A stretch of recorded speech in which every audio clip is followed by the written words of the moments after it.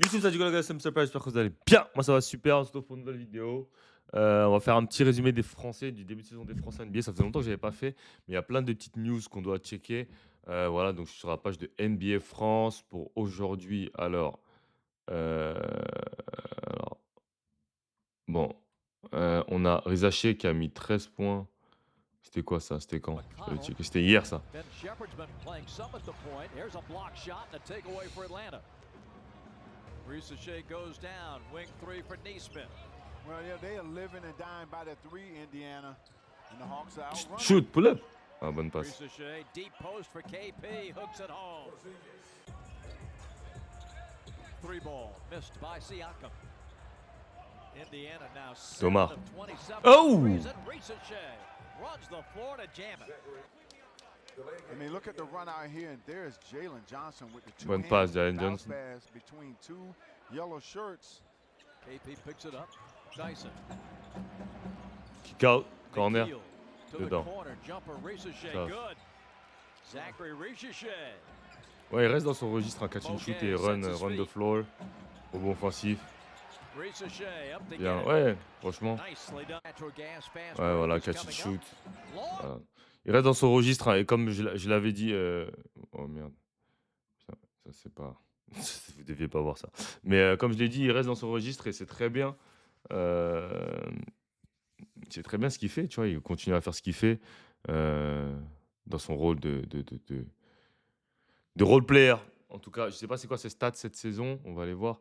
Je vais aller sur StatMuse. Mais il reste dans son rôle de role player parfait, tu vois. Enfin, parfait entre guillemets, tu vois. Euh, voilà, c'est bien, tu vois. Bon, après, là, il a 9 points, un rebond. Ah, je trouve qu'il a. Ouais, je savais pas. Bon, il déçoit un peu quand même. Parce que quand j'avais vu son premier match, je crois que le premier match de la saison, il a mis 18 points. Après, il s'était blessé, donc je sais pas si c'est parce qu'il revient de blessure que ses stats sont comme ça. Mais voilà, je regarde les derniers matchs, 8 points, 13 points, 8 points, 2 points, 16 points. Ouais, non, c'est pas trop. Bah, en fait, c'est son premier match, voilà, contre Toronto, il avait mis 16 points.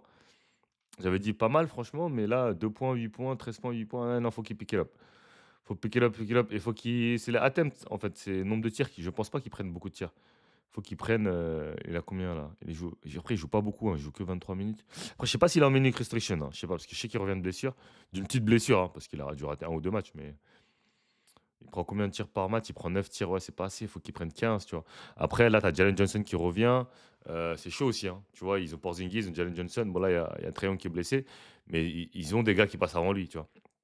Mais lui, en tout cas, dans son registre de catch and shoot, guy, run the floor, voilà, il va gratter ses minutes, tu vois. Et après défensivement, il faut aussi qu'il taffe. Après, il a quand même joué 75 matchs l'année dernière, ce qui est très bien. Donc voilà, il va continuer à progresser. Après, il faut vraiment qu'il. À 3 points, par contre, il faut vraiment qu'il soit proche des 40, tu vois.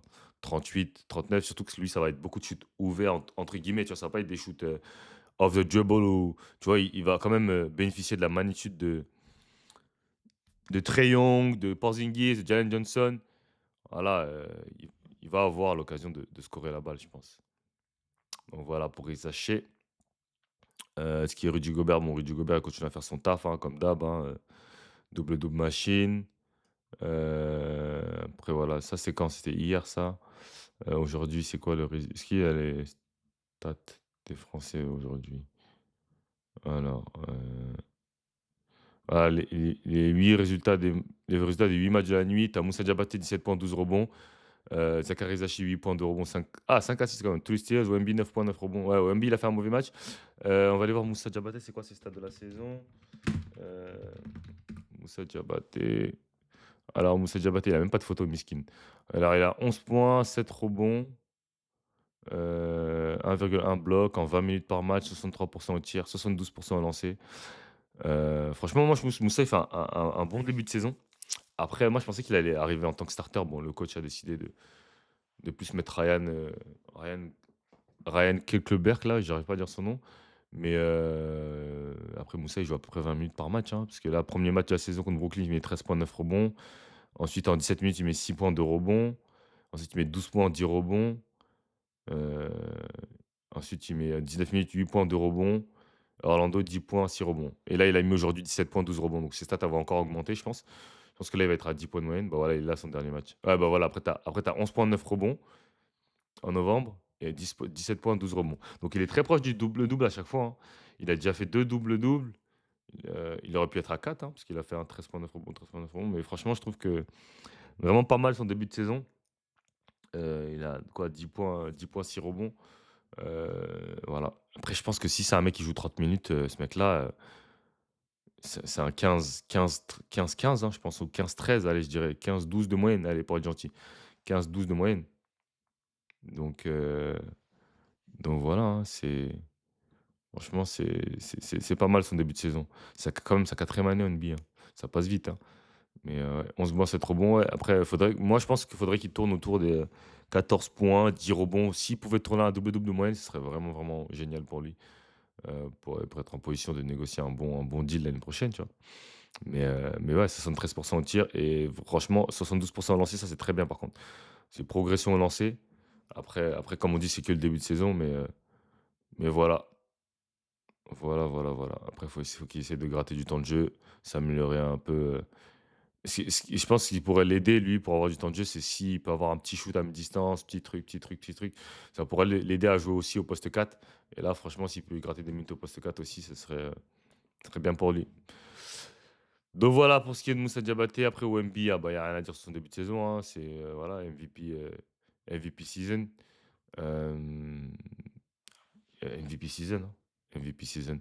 Après, on a Nolan Traoré, bah, qui a été envoyé en D-League. Pour ceux qui ne savent pas, euh,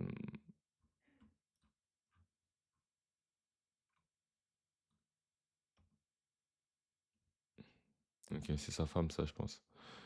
Bon, bref, c'est pas ça que je voulais voir. C'était le D-League. Ouais, voilà, il a été envoyé en D-League. Donc, bon, il y a des gens qui sont pas d'accord en fait avec le fait qu'ils sont allés en D-League et qui critiquent un peu le coach des Brooklyn Nets parce que j'ai vu le match de cette nuit. Il a fait jouer Tyrese Martin meneur. C'est-à-dire qu'ils ont drafté trois meneurs et aucun des trois meneurs est capable de jouer meneur, tu vois. Et ça, c'est grave quand même. Enfin, euh, genre, MPG s'est exprimé là-dessus. Je vais aller voir son commentaire. MPG, MPG, il a pas eu, des mots doux. Il a dit: «Ouais», on lui a demandé pourquoi, comment ça se fait qu'ils n'arrivaient pas à gagner des matchs et il a dit: «Ouais, c'est parce que, bah, on a des meneurs de jeu rookies, ils sont pas assez bons, ils vont être meilleurs» entre guillemets. Il est en train de dire que c'est à cause des meneurs qu'on n'est pas bon, tu vois? Heu,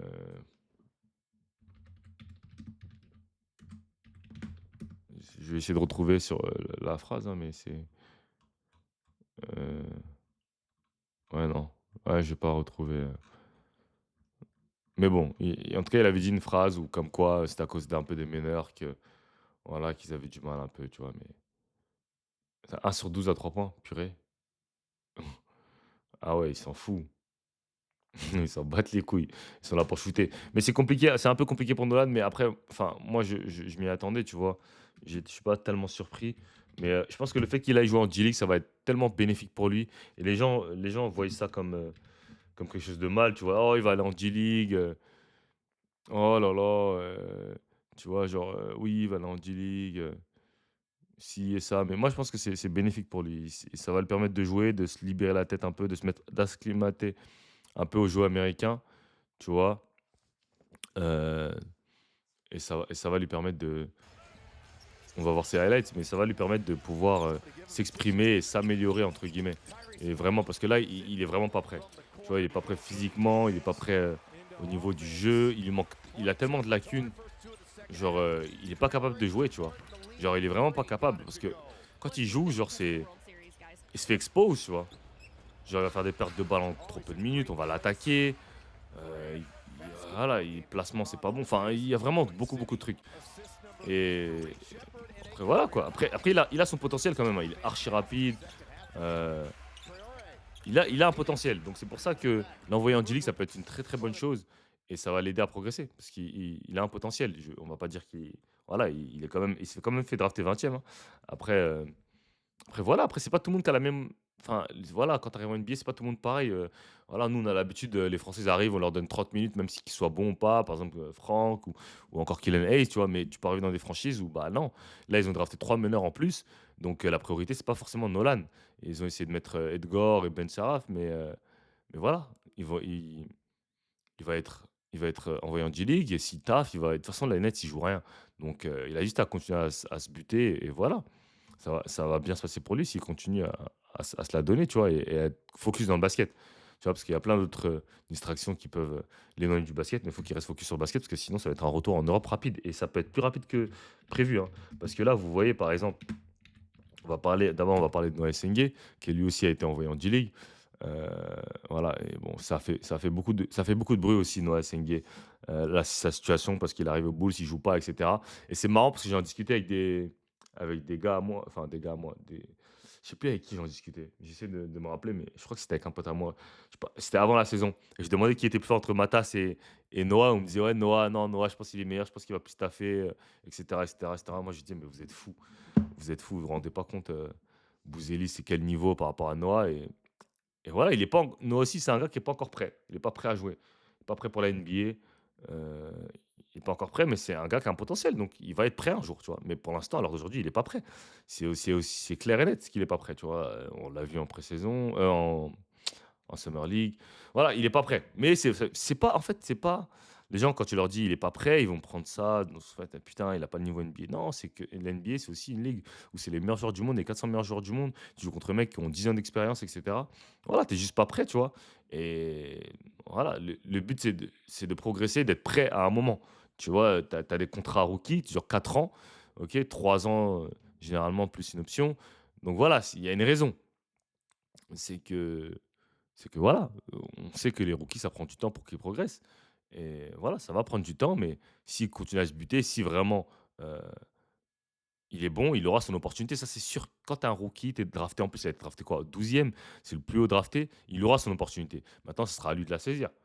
Ça, je peux pas lui garantir que si tu la saisis pas, tu vas rester en NBA, ça c'est sûr, personne ne peut te garantir ça. Mais en tout cas, ton opportunité, tu l'auras. Tu auras des matchs où tu vas jouer 25 minutes, 20 minutes, et cetera. Mais Chicago Bulls, ils sont en train de gagner, ils gagnent des matchs. Ils n'ont pas forcément le temps tu vois, de se dire: «Vas-y, on va mettre Matas sur le banc pour mettre Noah et pour lui donner des minutes». Non, parce que Noah, il peut pas jouer au poste 3 pour l'instant. Donc c'est un poste 4, mais tu as Matas au poste 4. Donc tu vois? Heu, voilà quoi. Et voilà, ils ont pas besoin de lui maintenant et ça, c'est vrai. Ils ont pas besoin de lui maintenant. Ils ont Matas Bouzeli qui fait un gros début de saison. Je sais pas, il a combien? Heu, mais voilà, ils ont pas besoin des reps de Noah Essengue tout de suite. Tu vois? Il a 15 points, 4 rebonds, voilà, 40 à 3 points, 50 au tir. Il fait son début de saison Matas, tu vois? Voilà, c'est un sophomore, voilà et il peut faire le même leap, Noah Essengue. Il va aller en G-League, il va se mettre bien, il va revenir en NBA, il va jouer quelques minutes et heu et après l'année prochaine, il pourra bousiller, tu vois? Et parce que là, ils sont bons les Bulls. Et je crois qu'ils sont premiers. Ils sont quoi? Ils sont 2e à l'Ouest, ils sont à 5-1. Tu vois? Voilà quoi, je vais pas dire c'est dommage, mais c'est comme ça, c'est le game. Faut continuer à se buter donc il y a rien d'alarmant, hein, sur le fait qu'il se fasse envoyer en G-League, c'est tout à fait normal. Je crois que le seul qui a pas goûté à la G-League en français, au drafté, enfin récemment en tout cas, qui était pas bon et qui a pas goûté à la G-League, je crois que c'est Franck. Sinon ils ont tous goûté à la G-League et voilà. Après tu as Tidiane Salin aussi, heu, le bébé taureau va apprendre à charger les j'ai parlé avec Nosonga qui n'a pas du tout joué, je le soutiens de ouf, je sais que c'est dur.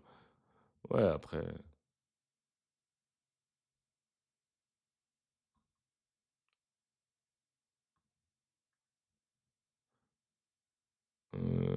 et je disais oui pour Tidiane Salin par contre, lui ça va commencer à devenir inquiétant parce que, en fait Tidiane Salin, pour moi qui regarde ses matchs, hein, je crois en fait, son plus gros problème, c'est qu'il ne sait pas quel type de joueur il est ou il a envie de devenir. En fait, on ne sait pas. Si tu me dis: «C'est quoi les points forts de Tidiane Salin?» je sais pas quoi te dire. Genre, je sais pas dans quel domaine, quel type de joueur tu vois? Tu sais, tu peux toujours me dire, quel type de joueur ça peut devenir, tu vois? Un gars peut devenir. Mais Tidiane Salin, je ne sais pas quel type de joueur il peut devenir. Il prend des shoots de ouf. Défensivement, genre, c'est dur. Franchement, je sais pas. Là, il joue 11 minutes sa deuxième année. Je pense que l'année prochaine, si ils vont give up on him. ils vont admettre qu'ils ont fait une erreur et ça va être c'est ça, hein. Parce que franchement, je ne vois pas, en fait. Il est jeune, hein, il est super jeune et tout, ça c'est mais je vois pas dans quel domaine il peut je vois vraiment pas. C'est en fait, des fois, tu le vois, tu te dis: «Putain» et ça fait combien de temps qu'il joue au basket? Franchement, des fois, je vois, je me dis: «Putain», tu vois? «Send him to the G League. Oh yeah, keep him in weight room position» et tu vois, en fait, tu vois, c'est pas en fait, c'est ça. Est-ce que c'est un poste 4? Parce que c'est pas vraiment un poste 4, mais tu vas pas le faire jouer au poste 5. Tu vois, c'est tu vois, en défense,